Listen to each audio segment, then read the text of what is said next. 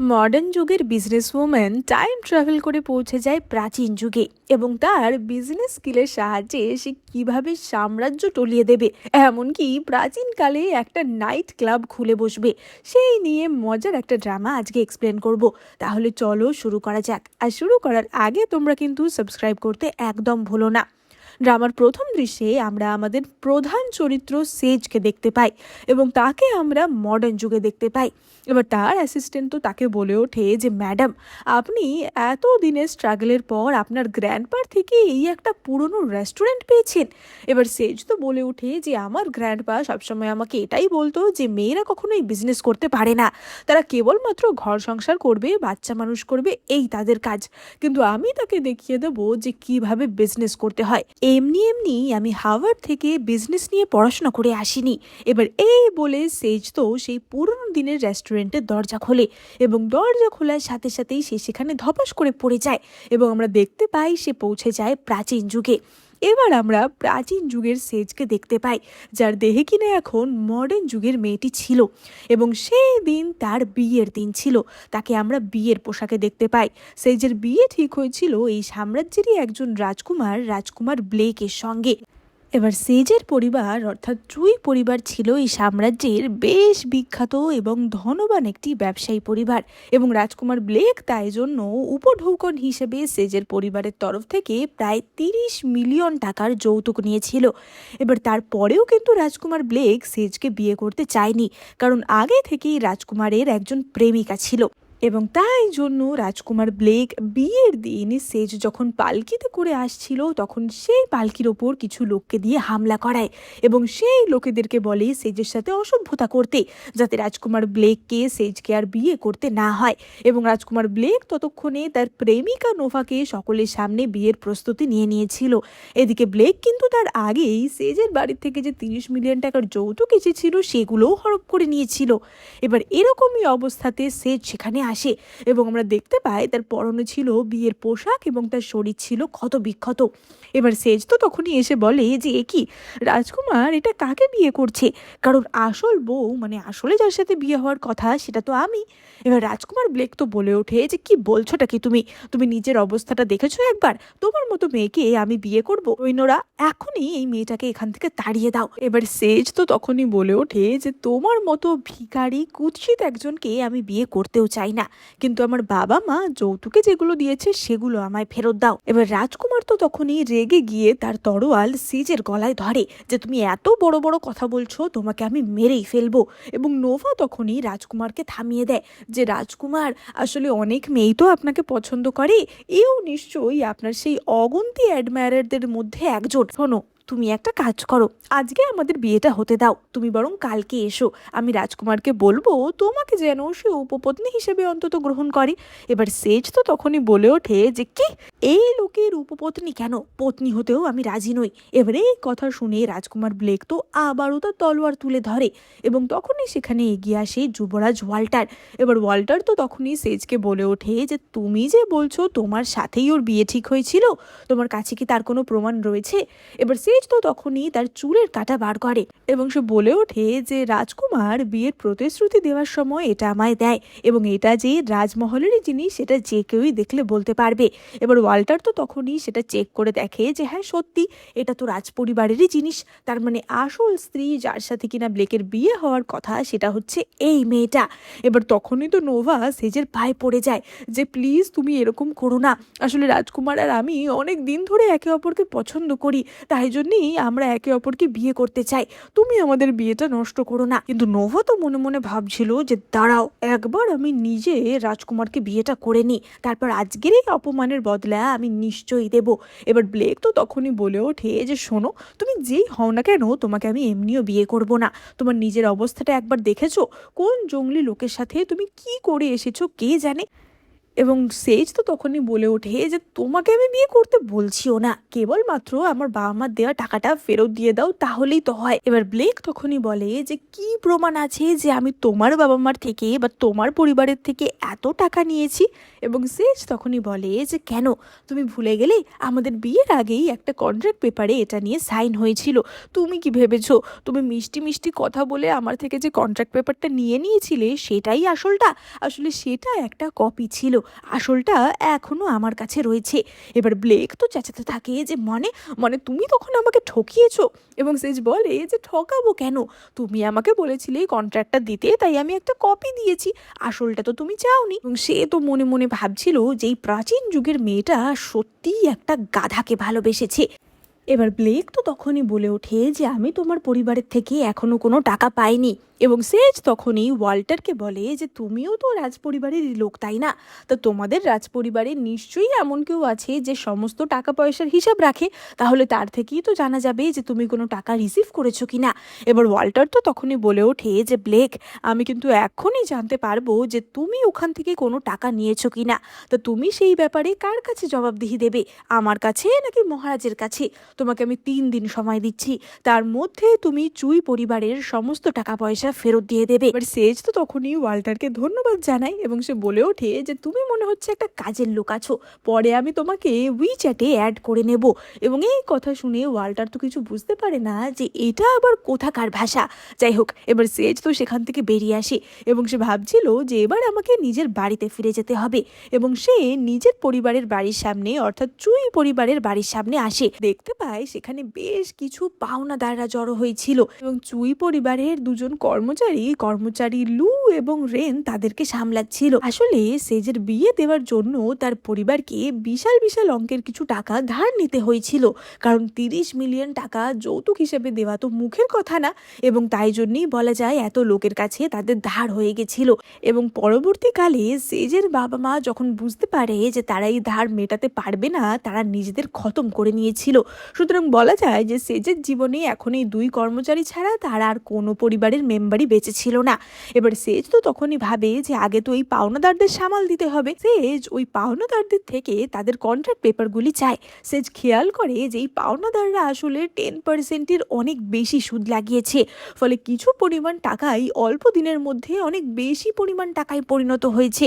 এবার সেজ তো তখনই কর্মচারী লুয়ের থেকে বলে যে এখনকার দিনে কী ধরনের ব্যবসায়িক নিয়ম চলছে সেই সংক্রান্ত একটা বই দাও।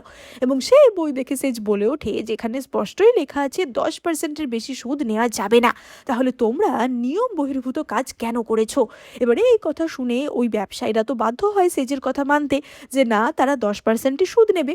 সেজ বলে ওঠে যে তোমরা এতদিন আমাকে ঠকানোর চেষ্টা করেছিলে, সুতরাং এই কথা যাতে মহারাজের কানে না যায় তার জন্য তোমাদের আমাকে 3 দিন সময় দিতে হবে। 3 দিনের মধ্যে আমি তোমাদের সমস্ত টাকা মিটিয়ে দেব। 3 দিনের কথা শুনে সেই ব্যবসায়ীরা তো সেখান থেকে চলে যায়। তারা তো ভেবেছিল যে 3 দিনেও নিশ্চয়ই সেজ কিছুই করতে পারবে না। অপরদিকে আমরা যুবরাজ ওয়াল্টারকে দেখতে পাই, সে তার গার্ড ম্যাক্সের সাথে কথা বলছিল। এবার ম্যাক্স তো বলে ওঠে যে যুবরাজ, সেজকে তার সমস্ত যৌতুক ফিরিয়ে দেওয়া কি ঠিক হবে? মানে সেজকে যে যৌতুক হিসেবে জিনিসগুলো দেওয়া ছিল সেটা কেবলমাত্র টাকা ছিল না, ওই 30 মিলিয়ন টাকার সামগ্রী ছিল। বলে ওঠে যে আমার মনে হয় ওরা সেজের বাড়ি থেকে ওই যৌতুকগুলো চেয়েছে, কারণ তার মধ্যে এমন একটা জিনিস আছে যেটা কিনা রাজমাতা চায়। ওয়াল্টার তো তখনই বলে ওঠে যে ওই জিনিসগুলো রাজমহলে থাকলে আমরা ওগুলোর অ্যাক্সেস আরোই পাবো না, বরঞ্চ ওগুলো সেজের কাছে ফেরত গেলে আমরা ওখান থেকে ওই আসল জিনিসটা সরাতে পারবো। মানে আমরা বুঝতে পারি যে সেজের বাড়ির উপহারের মধ্যে কিছু একটা ইম্পর্টেন্ট জিনিস ছিল। এবার অপরদিকে আমরা সেজকে দেখতে পাই।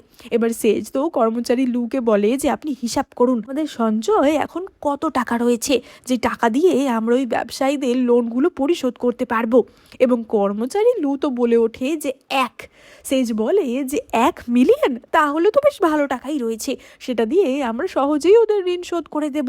এবং তখনই তার দাসীটি বলে ওঠে যে 1 মিলিয়ন না, মাত্র একটা রৌপ্যখণ্ডই রয়েছে, সুতরাং সেটা দিয়ে কারো টাকা শোধ করা তো অনেক দূরের কথা, তারা নিজেরাই খেয়ে পড়ে বাঁচতে পারবে না। সেজ তো তখনই মনে মনে ভাবে যে কিন্তু আমি মডার্ন যুগ থেকে এসেছি এবং আমি হার্ভার্ড স্কুল থেকে এমনি এমনি বিজনেস নিয়ে পড়াশোনা করিনি। আমি যদি প্রাচীনকালে এসে টাকাই উপার্জন করতে না পারলাম তাহলে এই ব্যবসার কি মানে। এবার সে তো তখনই কর্মচারী লুকে জিজ্ঞাসা করে যে আচ্ছা, এই বাড়ির তো বেশ ভালো রকমই দাম হবে, তা আমরা যদি এই বাড়িটা বিক্রি করি।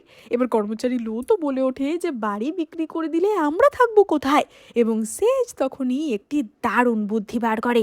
পরের দিনের দৃশ্য আমরা দেখতে পাই এবং আমরা দেখতে পাই যে সেজ মানুষের লোভকে কাজে লাগিয়ে একটি ব্যবসা ফেঁদে বসে, যেখানে সেজ একটি লটারির মতো বিজনেস চালু করে, যেমনটা কিনা অনেকটাই মেলায় থাকে তেমন। সেজ সেখানে অনেকগুলি গোল্ডেন এগ রাখে।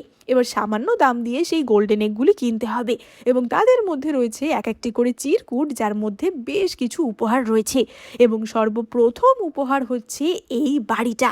এবার বাড়ির লোভে অনেক লোকই সেখানে জড়ো হয় এবং তারা ওই গোল্ডেন এগগুলি স্ম্যাশ করতে শুরু করে।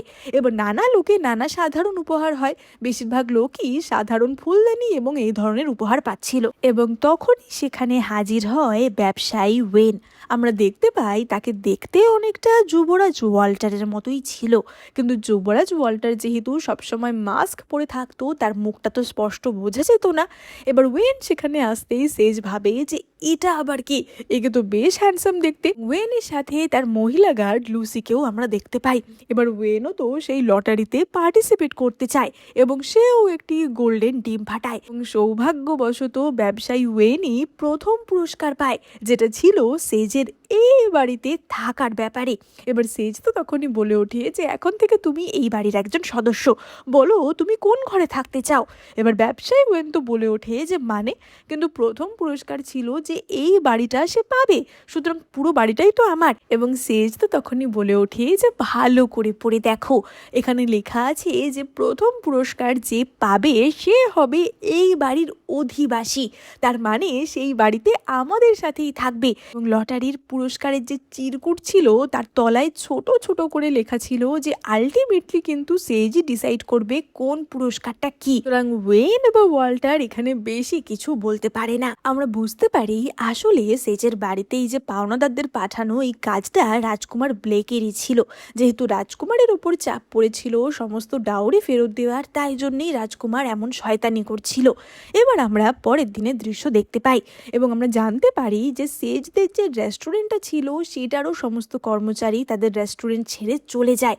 এবার তাদেরকে যদি আবার ফিরিয়ে আনতে হয় টাকা দিয়ে, তাহলে তো সেজের অনেক খরচা হয়ে যাবে এবং সেই নিয়ে সে এবং কর্মচারী লোক খুবই চিন্তায় পড়ে গেছিল। এবার সেজ তো তখনই মনে মনে ভাবে যে যারা আমার রেস্টুরেন্টে খেতে আসে তারা সকলেই পূর্ণবয়স্ক, সুতরাং তারা নিজেদের কাজ নিজেরাই করে নিতে পারবে। তাই আমি এবার এমন একটা ব্যবস্থা করব যেখানে কিনা আমার আর অন্য কোনো কর্মচারী ওয়েটার এরকম কারো দরকারই পড়বে না। এবং আমরা দেখতে পাই যে সেজ একটা বুফের ব্যবস্থা করে। এবার বুফেতে তো সকলেই নিজে নিজেই নিয়ে নেয়, ফলে সেজের আর আলাদা করে পরিবেশন করার জন্য বা কোনো কাজ করার জন্য কর্মচারীর প্রয়োজন পড়ে না। এবং তার এই বুফের আইডিয়াটা বেশ হিট করে এবং লোকজনেরা তার বুফেতে বেশ ভালোভাবেই খাওয়া দাওয়া করতে আসে এবং সেজ তো খুব সহজেই পাওনাদারদের টাকা মেটানোর জন্য টাকা ইনকাম করে নিতে পারছিল। রাতের বেলা সেজকে রেন জানায় যে এমন একজন এসেছে যে কিনা এখন পুরো রেস্টুরেন্টটাই বুক করে নিতে চায়। এবার এই কথা শুনে সেজ তো খুবই খুশি হয় যে এমন কে আছে যে পুরোটাই বুক করে নিতে চায়, তাহলে তো তার অনেক বেশি ইনকাম হবে। এবং আমরা দেখতে পাই সেটা ছিল যুবরাজ ওয়াল্টার। এবার যুবরাজ ওয়াল্টারও এই বুফের ব্যাপারটায় বেশ খুশি হয়েছিল। সেজ তো তখনই বলে ওঠে যে যুবরাজ নিশ্চয়ই এত দূর শুধুমাত্র আমার রেস্টুরেন্টে খাওয়া দাওয়া করতে বা আমার প্রশংসা করতে আসেনি, নিশ্চয়ই তার কোনো একটা অভিসন্ধি রয়েছে। আমার কি বক্তব্য সেটা সরাসরি আমাকে বলো। এবার ওয়াল্টার তো তখনই বলে ওঠে যে তুমি একজন ব্যবসায়ী পরিবার থেকে বিলং করো এবং তোমাকে দেখেই যা বুঝছি সেটা হচ্ছে যে তোমার নিজের বুদ্ধিও যথেষ্ট বেশি, তাই আমি রাজকুমার ব্লেকের বিরুদ্ধে তোমাকে ব্যবহার করতে চাই। এবার সেজ তো তখনই বলে বলে ওঠে যে আচ্ছা, মানে তুমি আমাকে কাজে লাগাতে চাও, কিন্তু কেন? এবার ওয়াল্টার তো তখনই বলে যে দেখো, রাজকুমার ব্লেক কিন্তু মহারাজকে বলেছে যে তোমার বাড়ি থেকে ও কোনো যৌতুকই পায়নি, সুতরাং আমি তোমাকে চ্যালেঞ্জ করছি যে তুমি ব্লেকের থেকে ওই যৌতুকটা নিয়ে দেখাও, তাহলে আমি বুঝবো যে তোমার জন্য আমি রাজকুমার ব্লেকের বিরুদ্ধে যেতে পারি কিনা। এবার আমরা দেখতে পাই সে তো সেজকে পেমেন্ট দিয়ে সেখান থেকে চলে যায়। এবার অপর দিকে আমরা নোভাকে দেখতে পাই, অর্থাৎ ব্লেক যার সাথে বিয়ে করেছিল, এবং নোভা তার একজন কর্মচারীর ওপর খুব চেঁচামেচি করছিল যে তোমাকে যে আমি এত করে বলছি ওর ব্যবসাটা লাটে ওঠাতেই, সেটা তোমরা করতে পারছো না। এবং কর্মচারীটি তো বলে ওঠে যে না, আমরা পারছি না, আর তাছাড়া ব্যবসায়ী ওয়েনও নাকি ওকে সাহায্য করছে, তাই জন্যই তো আমরা কিছু করতে পারছি না। এমনকি ওর লটারির ওখানে ব্যবসায়ী ওয়েন তো প্রথম পুরস্কার জিতেছিল। সেজ তো তখনই বলে ওঠে যে কি, ওয়েন ওর ওখানে গেছে আমাকে ছেড়ে? এবং সে তো তার কর্মচারীকে হুকুম দেয় যে এক্ষুনি ওই সেজের ব্যবস্থা করো, ও যেন কোনোদিন এখানে আর ফিরে আসতে না পারে। এবং তার কর্মচারীটি তো বলে ওঠে যে ম্যাডাম, আপনি কোনো চিন্তা করবেন না, এতদিনে চুই পরিবারের অনেককেই আমি শিক্ষা দিয়েছি, আর এই সেজ তো একটা বোকা, ওর আমি এমন ব্যবস্থা করব ও কোনোদিন আর ফিরে আসবে না। নোভা তো মনে মনে ভাবছিল যে শুধু ফিরে আসা কেন, ওকে আমি আর জীবন্তই দেখতে চাই না। এবার আমরা রাতের বেলার দৃশ্য দেখতে পাই এবং আমরা সেজকে দেখতে পাই। আমরা দেখতে পাই যে নোভার কিছু লোক সেজকে অপহরণ করে এবং তারা গিয়ে সেজকে একটি ব্রথেলে বিক্রি করে দেয়। এবার অজ্ঞান অবস্থা থেকে নোভা উঠে দেখে যে তাকে এরকম একটা বাজে নোংরা জায়গায় বিক্রি করে দেওয়া হয়েছে। এবার সেই ব্রথেলের যে মালকিন ছিল সে বলে ওঠে যে দেখাও, তোমার কি কি ট্যালেন্ট আছে দেখাও, গান বা নাচ সেগুলো তো তোমাকে জানতেই হবে, কারণ ব্রথেলে যে সমস্ত ছেলেরা আসবে তাদের মনোরঞ্জনের জন্য এগুলো জানা তো খুব জরুরি। এবার সেজ তো তখনই একটা মিউজিক ইনস্ট্রুমেন্ট নিয়ে বাজানো শুরু করে, কিন্তু তার সেই রক মিউজিক শুনে ব্রথেলের মালকিনের তো কানে তালা লেগে যায়। এবার সে তো বলে ওঠে যে থামো থামো, বাজনা তো তোমার দ্বারা হবে না, একটুখানি নাচই করে দেখাও। এবার সেজ তো এমন রক অ্যান্ড রোল ডান্স শুরু করে যে সেই দেখে মালকিনের মাথা আরোই খারাপ হয়ে যায়। মালকিন বলে ওঠে যে সত্যি তুমি দেখছি একটা গাধা, তোমাকে দিয়ে তো কিছুই হবে না, তোমাকে কেনাটাই তো পুরো বেকার হলো, আমাদের ব্যবসা তুমি মনে হচ্ছে নষ্ট করে দেবে। এবার সেজ তো তখনই বলে ওঠে যে নাচ গান আমি পারি না ঠিকই, কিন্তু আমি ব্যবসাটা খুব ভালো করেই জানি, সুতরাং তুমি যদি আমার বুদ্ধি নাও তাহলে আমি তোমার এই ব্রথেল আরো ভালোভাবে চালাতে সাহায্য করব। এবার এই কথা শুনে ব্রথেলের মালকিন তো বেশ ইন্টারেস্টেড হয় যে সেজের কাছে কি বুদ্ধি রয়েছে সেটা দেখতে হবে। এবং আমরা দেখতে পাই যে তারা তাদের ব্রথেলটাকে পুরোই একদম মডার্ন ডের নাইট ক্লাব বানিয়ে দিয়েছিল, যেখানে কিনা সবাই নাচানাচি করছিল সানগ্লাস পরে, এবং তারা তো বলেছিল যে সবার এন্ট্রি ফ্রি, এমনকি ভিতরে ঢুকে খাওয়া বা ড্রিঙ্ক সব কিছুই ফ্রি। এবার সেখানে আমরা সেজকেও দেখতে পাই যে কিনা ছেলের পোশাক পরে বাইরে ছিল, এবং সে তো এমন অ্যাক্টিং করছিল যে বাহ, এটা তো দারুণ অফার, চলো চলো সবাই আমরা ভেতরে যাই। এবার সবাই তো সেখানে ভেতরে যায় এবং সবাই পার্টি ভীষণই এনজয় করছিল, যেখানে রীতিমতো নাচ গানা, মানে ভীষণ মজাদার পরিবেশ সৃষ্টি হয়েছিল। কিন্তু সব কিছুই যদি এখানে ফ্রি হয় তাহলে ব্রথেলের ইনকাম কি করে হবে?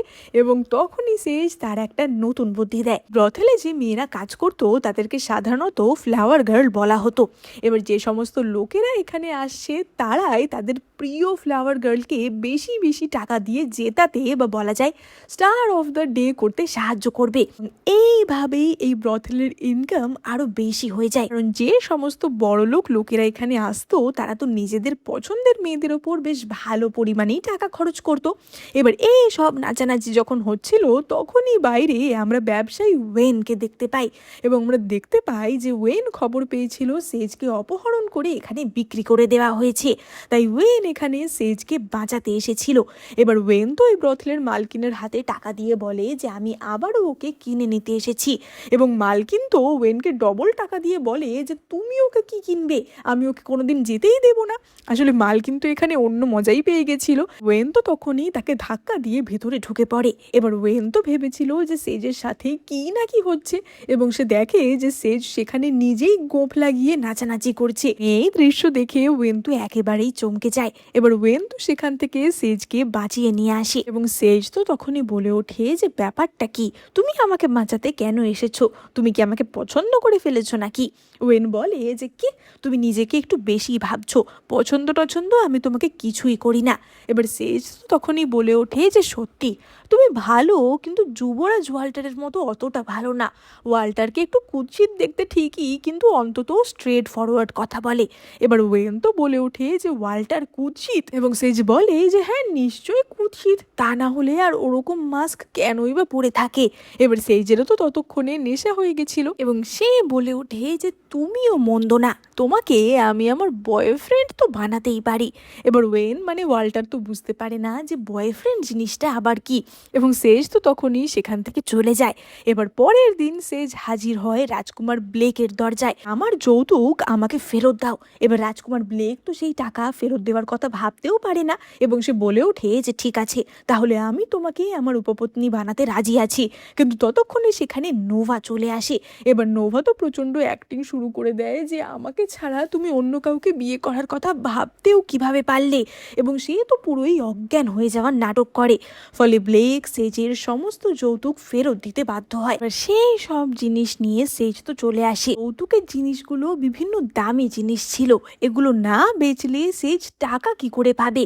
কেবলমাত্র বস্তু দিয়ে তো কখনোই ব্যবসা করা সম্ভব না, তার জন্য সেজের দরকার টাকা। এবং তখনই ব্যবসায়ী ওয়েন তার সাথে দেখা করতে আসে এবং ওয়াল্টার জানায় যে সে সেজের এই সমস্ত জিনিস কিনে নিতে পারে এবং সেজও এই কথায় রাজি হয়ে যায়।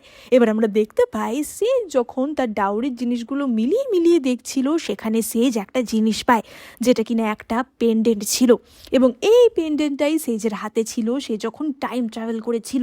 এবার সেজ তো তখনই মনে মনে ভাবে যে তাহলে আমি এই পেন্ডেন্টের সাহায্যে আবারও কি ভবিষ্যতে ফিরে যেতে পারবো, কিন্তু কিভাবে? এবার সেজ তো নানাভাবে পেন্ডেন্টের উপর তার শক্তি প্রয়োগ করে, কখনো সে নিজের এক ফোঁটা রক্ত পেন্ডেন্টে দেয়, কখনো বা সেটা নিয়ে প্রে করতে থাকে, মানে যেমনটা কিনা সে বিভিন্ন চাইনিজ ড্রামাতে দেখেছিল, কিন্তু কোনো কিছুতেই কোনো কাজ হয় না। এবং সেজ ঠিক করে যে সে তার ডাউরির সমস্ত জিনিসই ব্যবসায়ী ওয়েনকে দিয়ে দেবে, কেবলমাত্র এই জিনিসটা বাদে। আর ওয়েন তো সমস্ত কিছু কিনে নেওয়ার পর বলে যে আচ্ছা, এখানে সব কিছুই রয়েছে, কেবলমাত্র মনে হয় একটা জিনিস মিসিং রয়েছে।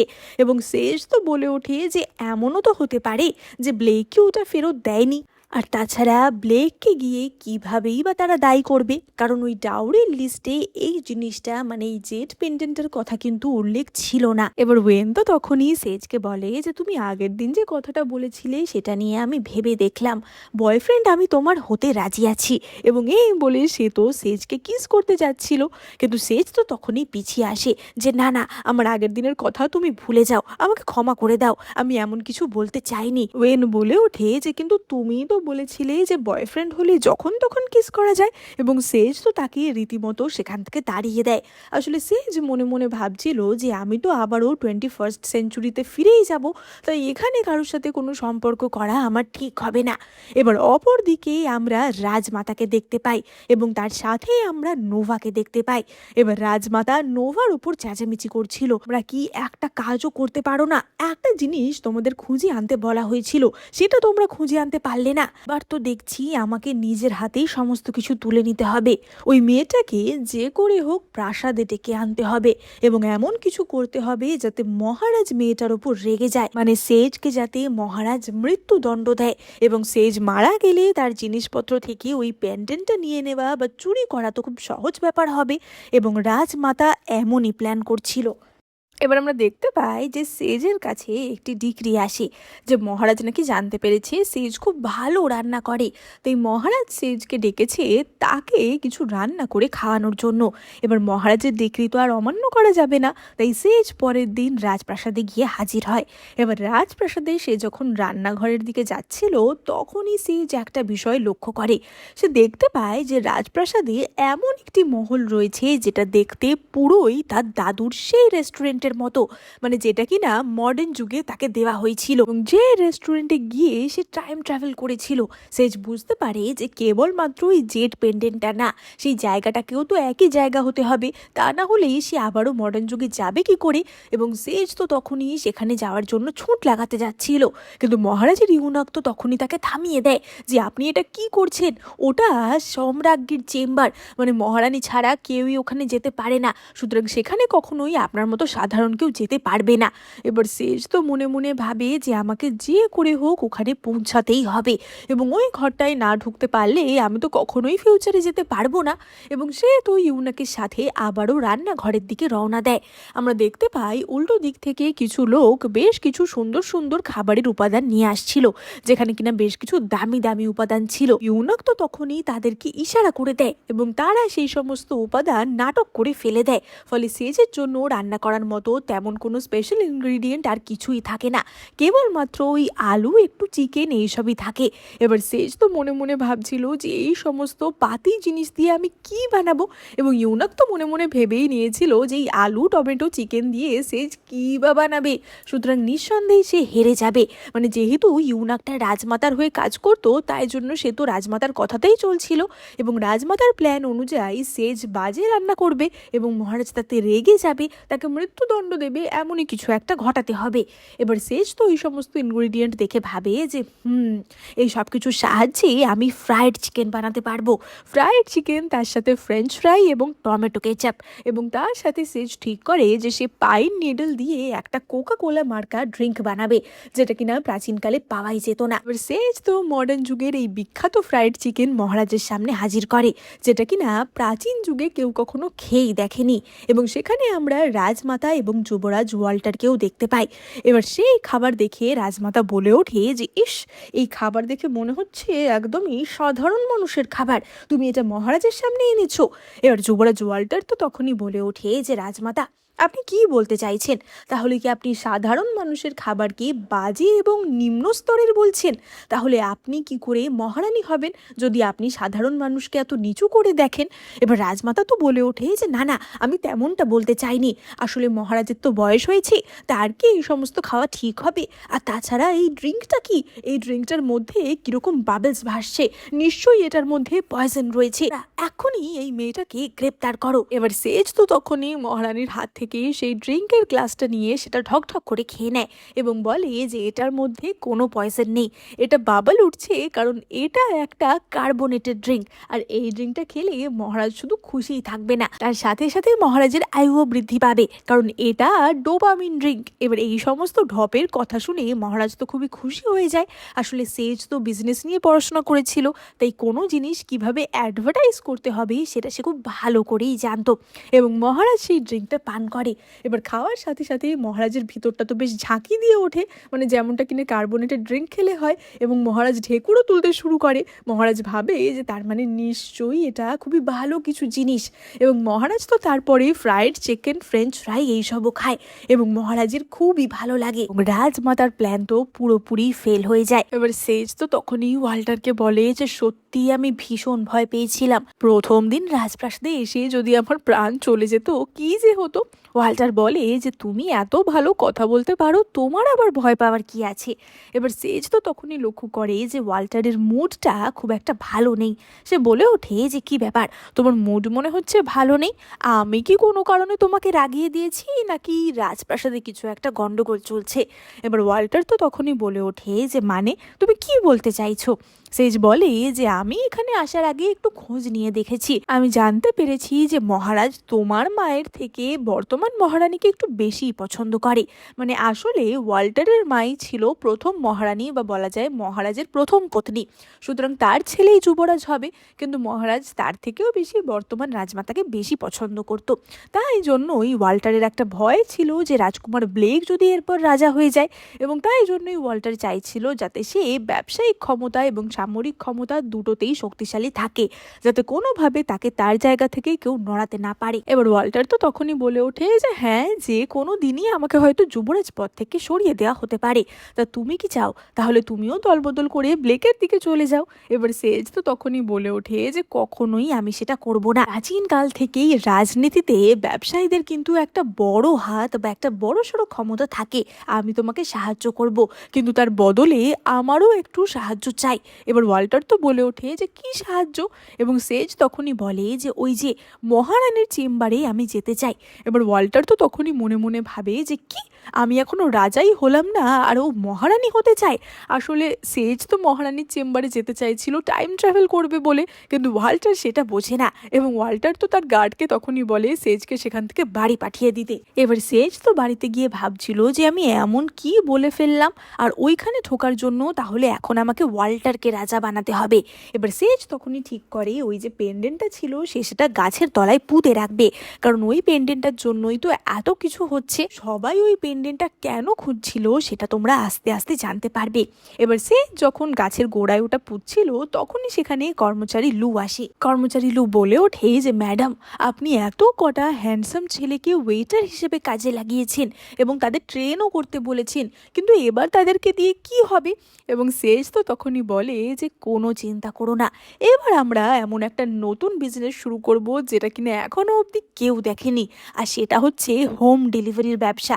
কিন্তু হোম ডেলিভারিটা কোনো সাধারণ লোকেরা করবে না, হোম ডেলিভারি করবে ভীষণ হ্যান্ডসাম হ্যান্ডসাম ছেলেরা, যাতে করে সাম্রাজ্যের যত ইয়াং মেয়েরা আছে তারা কিনা এই হোম ডেলিভারির জন্য একদম উতলা হয়ে থাকে।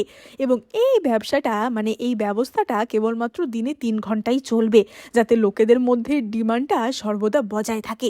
এবার আমরা দেখতে পাই পরের দিন থেকে এই হোম ডেলিভারির ব্যবসা শুরু হয়ে যায়, এবং হ্যান্ডসাম হ্যান্ডসাম ছেলেরা গিয়ে হোম ডেলিভারি দিতে শুরু করে, এবং তারা তো পারলেই সেই সমস্ত কাস্টমারদের খাইয়েও দিয়ে আসছিল। সেজের এই বুদ্ধি তো ভীষণ কাজে লাগে, এবং সেজ তো আস্তে আস্তে বেশ ভালো পরিমাণ অর্থ জমিয়ে নিচ্ছিল। আর তখনই সেজ নিজের দোকানেরই একটা ফ্রাইড চিকেন খেতে যায়, এবং খেতে গিয়ে সে দেখে যে রেসিপি সব ঠিকঠাক থাকলেও টেস্টটা খুব একটা ভালো হয়নি। তার কারণ তাতে লবণ কম ছিল। আসলে তখনকার যুগে নুন ছিল একটা খুবই ইম্পর্টেন্ট জিনিস, এবং সকলের অধিকারও ছিল না, বা বলা যায় তাদের লিগ্যাল অধিকার ছিল না নুনের ব্যবসা করার। কিন্তু যারা নুনের ব্যবসা করতো তারা কিন্তু ভীষণই বড়লোক হতো। এবার সেজ তো তখনই ঠিক করে যে সেও এই সল্টের ব্যবসা করবে, কিন্তু তার জন্য তাকে যুবরাজ ওয়াল্টারের সাথে যোগাযোগ করতে হবে, কারণ তার এই ব্যবসা করার জন্য বিশেষ পারমিশন দরকার। এবার আমরা রাতের বেলার দৃশ্য দেখতে পাই, এবং আমরা দেখতে পাই যে সেজ তো একদম মনের সুখে ঘুমিয়েছিল, কিন্তু তখনই হঠাৎ কিছু লোক তার ঘরে আক্রমণ করে, এবং সেখানে তখনই ওয়াল্টার হাজির হয়। এবার ওয়াল্টার তো সেই লোকগুলোর হাত থেকে সেজকে বাঁচায়, এবং সে সেজকে ঘোড়ার গাড়িতে করে নিয়ে পালাচ্ছিল, কিন্তু আবারও মাঝপথে তাদের ওপর আক্রমণ হয়। তাতে ওয়াল্টার বেশ ভালো রকমেরই আঘাতপ্রাপ্ত হয়েছিল। এবার সেজ তো কিছুই বুঝতে পারছিল না যে এইসব কি হচ্ছে, তাকে কেউ কেন প্রাণে মারতে চাইবে এবং কারা এই কাজ করছে। এবার তখনই ওয়াল্টারের যে গার্ডটি ছিল অর্থাৎ ম্যাক্স সেখানে আসে, এবং ম্যাক্স জানায় যে যে সমস্ত লোকেদের তারা ধরেছিল তারা তো প্রত্যেকেই আত্মঘাতী ছিল, ফলে তারা নিজেদের প্রাণ নিয়ে নিয়েছে, এবং তাদের থেকে কিছুই জানা যায়নি। সেই জায়গা থেকেই একটা সাদা কাপড় পাওয়া গেছে, এবং সেই সাদা কাপড়ের ডিজাইন দেখে বোঝা যাচ্ছে যে এটা হচ্ছে রয়্যাল ক্লোদিং, মানে এটা রাজপ্রাসাদের কেউই করেছে। এবার সেটা দেখেই ওয়াল্টার তো বলে ওঠে যে এটা আমার আঙ্কেলের কাজ, আমার আঙ্কেল রাজকুমার ইয়ং, সেই মনে হয় তোমাকে হত্যা করার চেষ্টা করছে। এবার সেজ তো বুঝতে পারে না যে তাকে কেন রাজকুমার ইয়ং হত্যা করার চেষ্টা করবে। সেজ বলে ওঠে যে আমার যতদূর মনে পড়ছে ইয়ং এর সাথে আমার বাবার তো ভালোই সম্পর্ক ছিল, তাহলে সে কেন আমাকে মারতে চাইবে। এবং ওয়াল্টার বলে যে আসলে তার এই আঙ্কেল ইয়ং একজন যুদ্ধের জেনারেল ছিল, এবং তার বেশ সামরিক ক্ষমতা ছিল, কিন্তু তারপরেও মহারাজ তাকে রাজা বানায় না, এবং ওয়াল্টারের বাবাকেই রাজা বানায়, কারণ মহারাজ ভয় পেয়েছিল যে ইয়ং হয়তো বেশি শক্তিশালী হয়ে গেলে মহারাজকেই উড়িয়ে দেবে। এবার ইয়ং তাহলে কি হয়ে গেল, একজন ক্ষমতাহীন রাজকুমার। এবার ক্ষমতার জন্য, পলিটিক্যাল ক্ষমতা হোক বা ব্যবসায়িক ক্ষমতা, তার জন্যই সে চুই পরিবারের একমাত্র মেয়ে সেজকে হত্যা করার চেষ্টা করছে। এবার সেজ তো বুঝতে পারে যে সে একটা বাজে রকমের পলিটিক্যাল রাইভালরিতে জড়িয়ে গেছে। এবার পরের দিন ওয়াল্টার সেজকে বলে যে সে তাকে লিংঝাও প্যাভিলিয়নে নিয়ে যাবে, যে জায়গাটা হচ্ছে মার্চেন্ট এক্সচেঞ্জের সবচেয়ে বড় জায়গা, মানে যেখান থেকে ব্যবসায়িক যে কোনো রকমের ইনফরমেশনও পাওয়া যায় এবং সেখানে বিভিন্ন ইম্পর্টেন্ট লোকেরাও থাকে এবং সেখানেই রয়েছে তার এই আঙ্কেল ইয়ং। এবার সেজ তো তখনই বলে ওঠে যে কিন্তু কেন, সে যদি আমাকে মারতেই চায় আমি নিজে কেন তার কাছে যাব। এবং ওয়াল্টার বলে যে তুমি সেখানে যাবে তাকে হত্যা করার জন্য। এবার এই কথা শুনে সেজ তো খুবই চমকে যায় যে মানেটা কি, তুমি কি তাহলে আমাকে ব্যবহার করতে চাইছো। ওয়াল্টার বলে যে না, তার বদলে আমি তোমাকে তোমার ব্যবসায়, মানে তোমার এই সল্টের ব্যবসায় সাহায্য করব। এবার সেজের সাথে তখনই ওয়াল্টারের ডিল হয়ে যায়। আমরা দেখতে পাই পরের দিন সেজ ওই লিংঝাও প্যাভিলিয়নে হাজির হয় এবং সেখানে অপেক্ষা করছিল ব্যবসায়ী ওয়েন। এবং সেজ তো তার কাছে গিয়ে সাহায্য চায় যে দেখো আমি আমার ব্যবসা আরও বড় করার জন্য এখানে এসেছি এবং ওই রাজকুমার মানে কিনা ওয়াল্টারের আঙ্কেল ইয়ংয়ের সাথে তুমি একবার আমার পরিচয় করিয়ে দাও, তাহলে আমার কিছু সুবিধা হয়। এবার সেই কথা শুনিয়ে ব্যবসায়ী ওয়েন তো বলে ওঠে যে কিন্তু তুমি তো অলরেডি এত ভালো করছো, এর চেয়েও ভালো তুমি কি করতে চাও, আর আমি কিভাবেই বা তার সাথে তোমার পরিচয় করাবো। সেজ বলে যে তুমি এক কাজ করো, তুমি ওনাকে বলবে যে আমি এমন একজন যে কিনা খুবই ভালো রান্না করতে পারে এবং আমি আমার রান্না তার কাছে নিয়ে যাব, সেই রান্নার মাধ্যমেই আমি তার সাথে পরিচয় করব। আসলে সেজ তো মনে মনে প্ল্যান করেছিল যে সে তার রান্নাতে বিষ মিশিয়েই আঙ্কেল ইয়ংকে হত্যা করবে। এবার সেজ তো ওইরকমভাবেই রান্না করে আঙ্কেল ইয়ংয়ের জন্য নিয়ে যায়, কিন্তু যখন সে খাবার নিয়ে গেছিল তখনই সে সেখানে ইয়ংয়ের সাথে ওয়েনের কিছু কথাবার্তা শুনতে পায়। আসলে ইয়ং এইসব করছিল রাজমাতার হয়ে। আসলে রাজমাতা এই আঙ্কেল ইয়ং বা রাজকুমার ইয়ংকে বিষক্রিয়া করে নিজের কন্ট্রোলে রেখেছিল এবং তার কথা শুনতেই আঙ্কেল ইয়ং এসব করছিল। তার নিজস্ব কোনো ক্ষমতাও ছিল না এবং তার এরকম কোনো প্রতিহিংসা স্পৃহাও ছিল না। ফলে সে ঠিক করে যে সে আঙ্কেল ইয়ংকে মারবে না। এবার সে তো সঙ্গে সঙ্গে ওয়াল্টারের সাথে আবারও দেখা করে এবং সে ওয়াল্টারকে বলে যে তুমি তোমার এই আঙ্কেলকে হত্যা করার চেষ্টা করো না, বরং তাকে নিজের দলে ঢুকিয়ে নাও। তোমরা দুজন যদি এক হয়ে যাও তাহলে তুমি আরও বেশি শক্তিশালী হয়ে যাবে এবং সেটা বেশি লাভবান হবে, কারণ আমি যা যা শুনেছি সেগুলো শুনে আমার এটাই মনে হলো। এবং এই বলে সে যা যা শুনেছিল সেগুলো ওয়াল্টারকে জানায়। এবার ওয়াল্টার তো তখনই বলে যে এই সব কিছু আমি আগে থেকেই জানতাম এবং এই সবের পিছনে যে রাজমাতা রয়েছে সেটাও আমি আগে থেকে জানতাম। আমি তোমাকে মিথ্যা বলেছিলাম যাতে তোমার মাধ্যমে আমি আঙ্কেল ইয়ংকে হত্যা করাতে পারি। এবার সেজকে যে রাজমাতা হত্যা করার জন্য উঠে পড়ে লেগেছিল তার একটা অন্য কারণও ছিল। আসলে সেজের যে মা ছিল এবং রাজমাতা এরা দুজনে অল্প বয়সে খুবই ভালো বান্ধবী ছিল এবং এরা দুজনেই একটা মানুষকেই ভালোবাসতো, যেটা ছিল সেজের বাবা অর্থাৎ কিনা মিস্টার চুই। কিন্তু মিস্টার চুই পরবর্তীকালে সেজের মাকেই নিজের প্রেমিকা হিসেবে গ্রহণ করে। সেই রাগটা রাজমাতা অনেক দিন ধরে পোষণ করেছিল এবং তাই জন্যই সে সেজকে হত্যা করে বদলা নিতে চেয়েছিল। এবার এই কথা শুনে সেজ তো খুবই রেগে যায় এবং সেজ তো খুবই দুঃখ পায় যে মানে মানে তুমি আমাকে কেবলমাত্র নিজের কাজের জন্য ব্যবহার করতে চেয়েছিলে এবং তার জন্য এত মিথ্যে কথাও বলেছো। এবং সেজ তো রেগে মেগে সেখান থেকে বেরিয়ে যায়। এবার তখনই তো সেখানে ওয়াল্টারের গার্ড ম্যাক্স আসে। ম্যাক্স বলে ওঠে যে কিন্তু যুবরাজ, আপনি ওকে সত্যি কথাটা কেন বললেন না? এখন রাজধানীর এমন ভয়ানক অবস্থা যে সেখান থেকে সরিয়ে আনার জন্যই আপনি এমনটা করেছিলেন। এবার আমরা দেখতে পাই যে সেজ তো পরের দিন তার বাড়িতে ফিরে আসে এবং বলা যায় তার দোকানপাট ততদিনে বন্ধ হয়ে গেছিল, কারণ রাজধানীর অবস্থা খুবই খারাপ ছিল। সেজ তো কর্মচারী লুকে বলে ওঠে যে কি ব্যাপার, এইভাবে দিনে দুপুরে তুমি দোকান বন্ধ করে কেন বসে আছো? এবং কর্মচারী লু বলে যে ম্যাডাম, আপনার যত তাড়াতাড়ি সম্ভব এখান থেকে পালিয়ে যাওয়াই ঠিক হবে, কারণ রাজকুমার ব্লেক আমাদের পিছনে লেগেছে আর ঘুষ খাওয়া লোকেরা সকলেই কমপ্লেন করছে আমাদের খাবার নাকি ভালো না এবং তাদের তাড়া খেয়েই আমরা আমাদের দোকান বন্ধ করতে বাধ্য হয়েছি। এবং রাজকুমার ব্লেক এমন নতুন নিয়ম শুরু করেছে যে কোনো ব্যবসা যদি বছরে 50 মিলিয়নের টার্নওভার বা লাভ না করতে পারে তাহলে সেই ব্যবসা বন্ধ করে দেওয়া হবে। এই কথা শুনে সেজ তো খুবই চিন্তায় পড়ে যায় যে বছরে 50 মিলিয়ন লাভ, এটা তো মুখের কথা না এবং সকল ব্যবসায়ীদের পক্ষে এটা তো সম্ভবও না। এবং সেজ তো তখনই রাজপ্রাসাদে ছুটে যায়। এবার সেখানে গিয়েই সেজ তো আগে দেখা করে নোভার সাথে। আসলে সেজ এখানে অন্য একটা মতলব নিয়ে এসেছিল। এবং সেজ তো সেখানে গিয়ে নোভাকে ওয়েনের সাথে কোনো এক গোপন সম্পর্কে থাকার জন্য দোষারোপ করতে থাকে। সেজ বলে যে তোমার ঘরে আমি যে গন্ধটা পাচ্ছি সেটা আমি ব্যবসায়ী ওয়েনের ঘরেও পেয়েছিলাম, এমন না তো যে তুমি তাকে পছন্দ করো। এবার এই কথা শুনে নোভা তো খুবই চটে যায় এবং সেজ বলে ওঠে যে এরকম হওয়ার দুটো কারণই থাকতে পারে। এক তো নয় তোমার সাথে তার কোনো সম্পর্ক রয়েছে, দ্বিতীয়ত তুমি তাকে এতটাই পছন্দ করো যে তার পারফিউম তুমি ব্যবহার করতে চাও। এবার ততক্ষণে সেখানে রাজকুমার ব্লেকও চলে এসেছিল এবং রাজকুমার ব্লেকের কাছে নোভা তো প্রচণ্ড কান্নাকাটি শুরু করে দেয় যে রাজকুমার আমাকে এইভাবে সেজ নানাভাবে দোষারোপ করছে, আমি আপনার প্রাণ বাঁচিয়েছিলাম বলেই না আপনি আমাকে বিয়ে করেছেন, কিন্তু সেটা মনে হয় সেজের সহ্য হচ্ছে না। আমরা ফ্ল্যাশব্যাকে দেখতে পাই যে একবার যুদ্ধে গিয়ে ব্লেক খুবই অসুস্থ হয়ে পড়েছিল বা বলা যায় ক্ষতবিক্ষত হয়ে পড়েছিল এবং তখনই তাকে নোভা বাঁচিয়েছিল।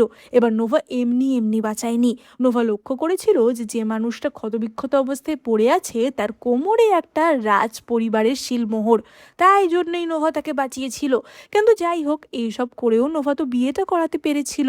এবার রাজকুমার তো এই কথা শুনে সেজের ওপর খুবই রেগে যায় এবং ব্লেক তো এতদিন ধরে সুযোগ খুঁজছিল সেজকে শাস্তি দেওয়ার, তাই ব্লেক সঙ্গে সঙ্গে সেজকে কারাগারে বন্দি করে দেয়। ওদিকে সেজ তো এখানে আসার আগেই যুবরাজ ওয়াল্টারকে চিঠি পাঠিয়ে জানিয়ে দিয়েছিল যে কিছুক্ষণের মধ্যে আমার বিপদ হতে চলেছে, আমাকে সাহায্য করবে।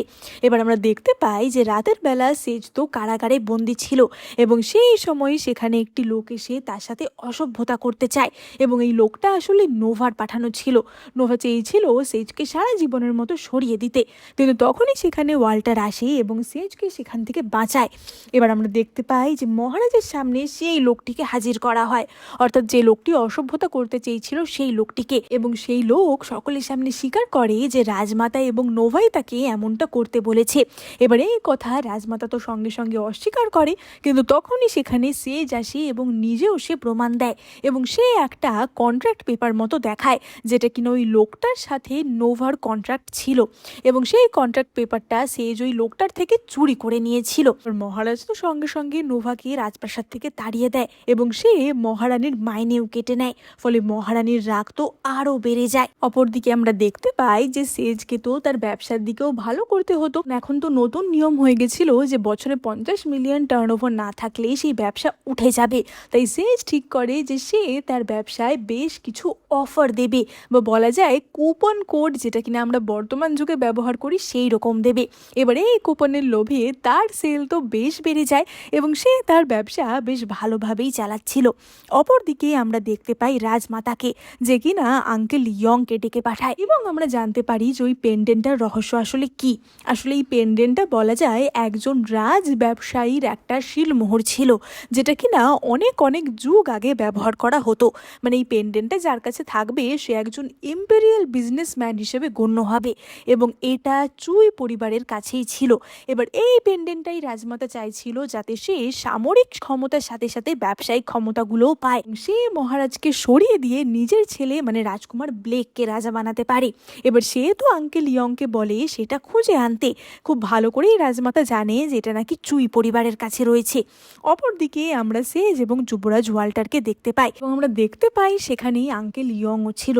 আসলে আঙ্কেল ইয়ং ওয়াল্টারকে সবকিছু খুলেই বলেছিল যে তার সাথে রাজমাতার কি কথা হয়েছে এবং সেজ তাদেরকে ওই শিলমোহরটা বা ওই জেড পেন্ডেন্টটা দিতে রাজি হয়ে যায়। আসলে এই জেড পেন্ডেন্টটা ছিল একটা বাক্সের চাবি এবং সেই বাক্সের মধ্যে মূল্যবান কিছু একটা ছিল যেটা তাদের দরকার ছিল, মানে বলা যায় একটা মহারাজের হলফনামা টাইপের ছিল। এবার এইসব যখন তারা খুলতে যাচ্ছিল তখনই সেখানে ছুটতে ছুটতে ম্যাক্স আসে এবং ম্যাক্স জানায় যে ওদিকেই রাজকুমার ব্লেক নাকি রাজপ্রাসাদের উপর হামলা করে দিয়েছে এবং সে আর মহারানী মহারাজকে সরিয়ে রাজা হতে চায়। এবার সঙ্গে সঙ্গে ওয়াল্টার তো সেখানে ছুটে যায় এবং ব্লেকের যোদ্ধাদের সাথে ওয়াল্টারের বিশাল লড়াই শুরু হয় এবং ওয়াল্টার বলতে গেলে ক্ষতবিক্ষতই হয়ে গেছিল। ওদিকে সেজ তো ওই জেড পেন্ডেন্টের সাহায্যে বাক্সটা খোলে এবং সেখান থেকে হলফনামাটা বার করে তাড়াতাড়ি ম্যাক্সের হাতে দিয়ে বলে রাজপ্রাসাদে যেতে। অপরদিকে আমরা রাজপ্রাসাদের দৃশ্য দেখতে পাই এবং আমরা দেখতে পাই যে মহারানী তো ততক্ষণে মহারাজকে বিষ দেওয়ার চেষ্টা করছিল। এবার ততক্ষণে সেজ তো ওয়াল্টারের কাছে চলে আসে এবং এই প্রথম যে ওয়াল্টারকে মুখোশ ছাড়া দেখে সেজ বুঝতে পারে যে ওয়াল্টার আর ব্যবসায়ী ওয়েন একই ব্যক্তি। এবার ওয়াল্টার তো তখনই বলে ওঠে যে ব্লেক, তুমি গোপনে গোপনে নিজের আর্মি বানিয়েছো তুমি নিজের বাবাকে হত্যা করে রাজা হওয়ার চেষ্টা করছো, তোমার কি কোনো পাপের ভয় নেই? এবং ব্লেক তো বলে যে রাজা হওয়াটা সবার আগে, তারপরে যাই হোক না কেন। এবং এই বলে সে তো তলোয়ার দিয়ে ওয়াল্টারকে হত্যা করতে যাচ্ছিল, কিন্তু তখনই ওয়াল্টারের সামনে সেজ চলে আসে এবং সেই তলোয়ারটা সেজের ওই পেন্ডেন্টে লাগে, যার ফলে সেটা সেখানেই টুকরো টুকরো হয়ে যায়। এবং তখনই সেখানে হাজির হয় আঙ্কেল ইয়ং এবং তার হাতে আমরা মহারাজের ডিগ্রি দেখতে পাই। আসলে যখন রানীমা মহারাজকে হত্যা করতে যাচ্ছিল ততক্ষণে সেখানে ম্যাক্স এবং লুসি পৌঁছে গেছিল, তার ফলে মহারাজ সেই যাত্রায় বেঁচে যায় এবং মহারাজের ডিগ্রি অনুযায়ী সঙ্গে সঙ্গে রাজমাতাকে এবং ব্লেককে কারাদণ্ড দেওয়া হয় এবং পরবর্তী রাজা হয় ওয়াল্টার। এবার ওয়াল্টার তো চেয়েছিল সেজকে মহারানী বানিয়ে তার হারেমে রাখতে, কিন্তু সেজ খুব ভালো করেই জানতো যে যেহেতু পেন্ডেন্ট ভেঙে গেছে তাই আর ওই মহলে গিয়েও সে টাইম ট্রাভেল করতে পারবে না এবং এই হারেমের পলিটিক্যাল নোংরামিতে সে যেতে চায়নি। সে ওয়াল্টারের এই অফারটা গ্রহণ করে না, যদিও তারা প্রেমিক প্রেমিকা হিসাবে বেশ খুশি ছিল এবং ওয়াল্টার সেজকে সমস্ত ব্যবসায়িক সমিতির প্রধান করে দেয় এবং সেজের যা স্বপ্ন ছিল অর্থাৎ নিজেকে বিজনেস ওম্যান হিসেবে প্রতিষ্ঠা করা, সেটা সে প্রাচীনকালে গিয়ে ভালোভাবেই করেছিল। এবং তাদের সাথে সাথে ওয়াল্টারের যে দুজন গার্ড ছিল অর্থাৎ ম্যাক্স আর লুসির মধ্যেও বেশ ভালো একটা প্রেমের সম্পর্ক শুরু হয় এবং এখানেই আমাদের এই মিষ্টি ড্রামাটা শেষ হয়।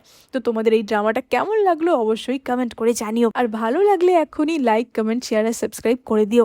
এই চ্যানেলে আমি তোমাদের জন্য অনেক চাইনিজ ড্রামা এক্সপ্লেন করে থাকি, তাই তোমরা চটপট সাবস্ক্রাইব করে এখনই নোটিফিকেশন বাটনে ক্লিক করে দাও। দেখা হবে পরের ভিডিওতে।